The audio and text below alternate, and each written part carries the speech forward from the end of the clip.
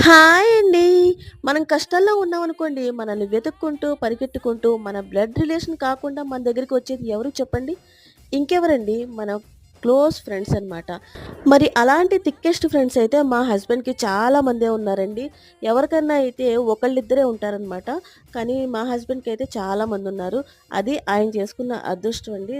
వాళ్ళలోంచి ఒకళ్ళైతే గుజరాత్ నుంచి వచ్చారు.